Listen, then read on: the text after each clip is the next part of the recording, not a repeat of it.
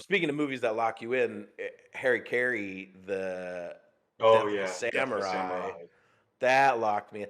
That and a complete contrast to The Void, where this is Hmm. an entirely different movie and such a beautiful movie, shot so beautifully, beautiful cinematography. This is Hmm. one of those where you could take any frame and hang it on the wall. Yeah, Uh, Great soundtrack to it, and so thoughtful the way the movie's crafted and laid out. yeah, Like yeah. the way the story is told is done in such an expert way, and such a classic but yet fresh kind of style, and like a true. Hmm. The director is Takashi Miike. Takashi Miike, and Yeah, you can tell he's a student of the art form, yeah. and somebody that really loves art. Oh yeah. And for anyone that doesn't know who Takashi Miike is, Japanese director from Japan.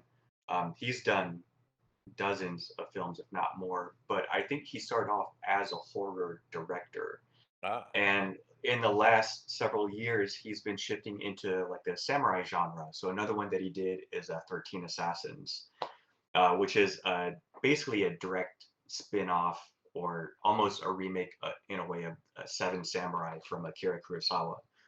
But the thing I love about Takashi Miike on his other latest one is uh oh shoot, I have the books. Blade of the Immortal. mm, But him starting off from his horror roots definitely I feel like pours over into samurai films. And for example, Hara-Kiri, it's so he can make things disturbing. And I don't know how much we want to tell about this film, but I think they allude to it in the trailer. So the overall story is that there's a period of time in Japan, feudal Japan, when the samurai were kind of losing their purpose, where they weren't needed as much by the shogun. So a new trend occurred where samurai would go to a house of one of the lords and say that they want to commit suicide, their ritual suicide, with the idea being that the lord of that house would show mercy on them and instead give them money to spare their lives and be like, you're so honorable to do this, but please don't throw away your life. Here's money. But then over time, it became a trend, and they caught on to it. They're like, oh, it's just these people trying to scam us for money. So this one guy, he goes out to do it, and the Lord's like, yeah, okay, go ahead, go do it. mm. But the thing is that he's not a samurai, and he came with a wooden sword. So that's what the Lord ends up forcing him to commit suicide with.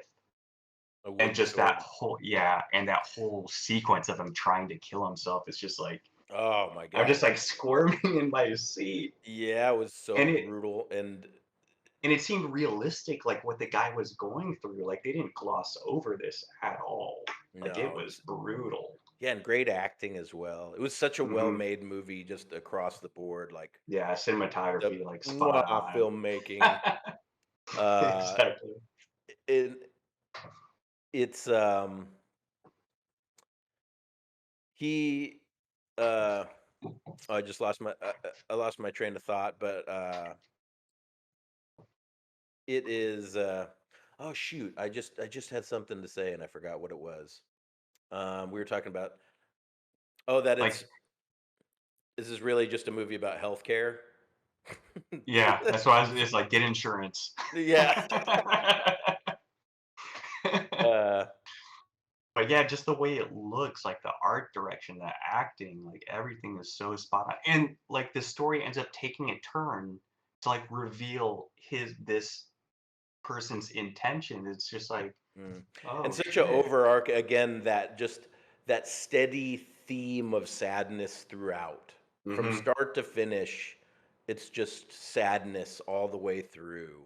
I'm starting And to it think maybe puts I'm a depressing person because that's what I well, love. it puts you into this yeah, it puts you into this weird melancholy state, right? We Hmm. start like reflecting on your own shit kind of as you're watching through, and it just it does it so well. Like the feeling of doom and anxiety from the void was matched with the feeling of sadness and melancholy in the Hara-Kiri.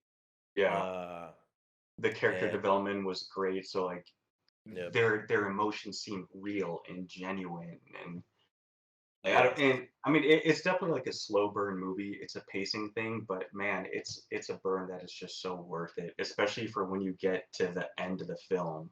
yep, It's and just just students of filmmaking too. It's a must watch for you as well. Just hmm so, uh, from just a cinematography standpoint, I really do appreciate those amazing DPs that really yeah, frame everything up like like a photograph, yeah, like where you could it could be a photo. You could pull frames straight out of it and see it hanging in a photo art gallery. yeah. Just pause anytime you want to. Like, Yep, yeah, that looks good.